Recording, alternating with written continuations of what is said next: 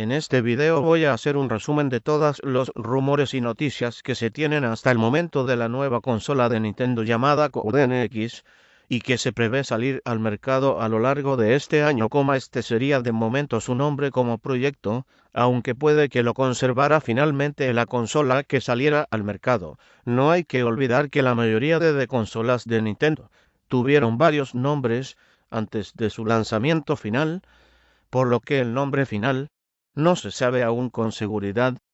Las primeras noticias de esta nueva consola empezaron en diciembre de 2014 en una entrevista a Shigeru Miyamoto.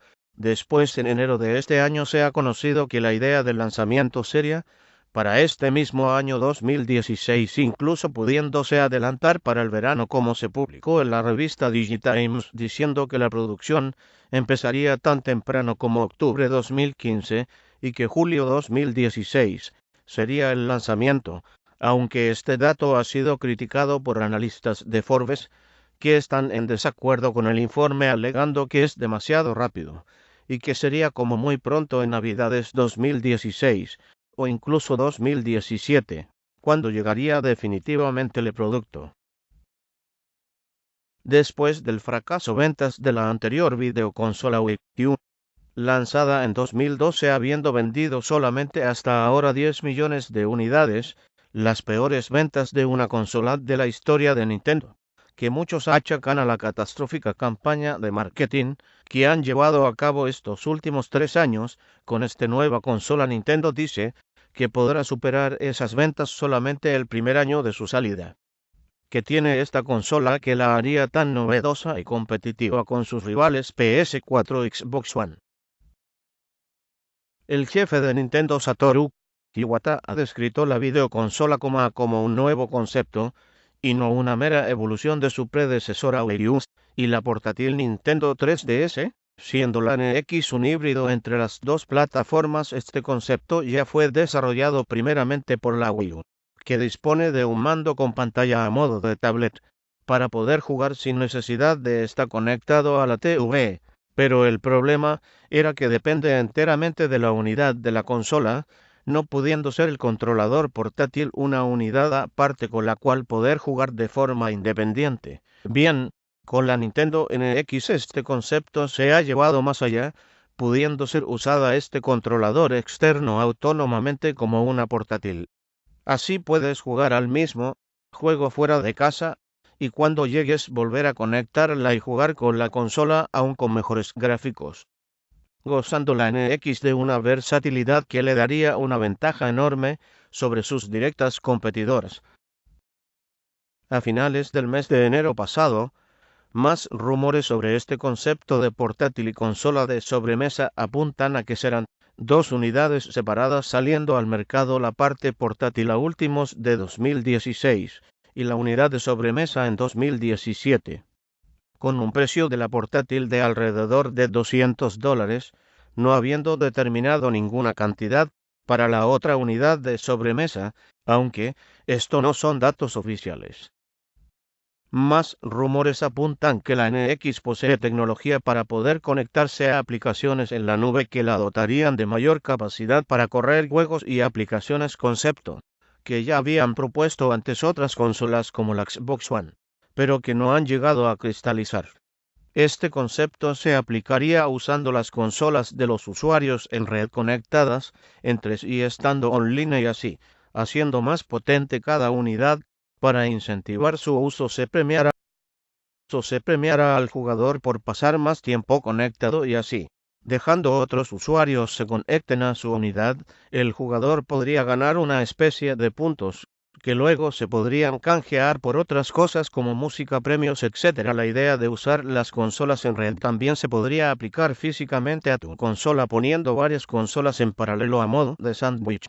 Así se obtendría el poder de varias consolas trabajando a la vez, pudiendo ser así la consola menos potente en sí misma. Aunque este concepto presentaría como handicap tener que depender de más consolas.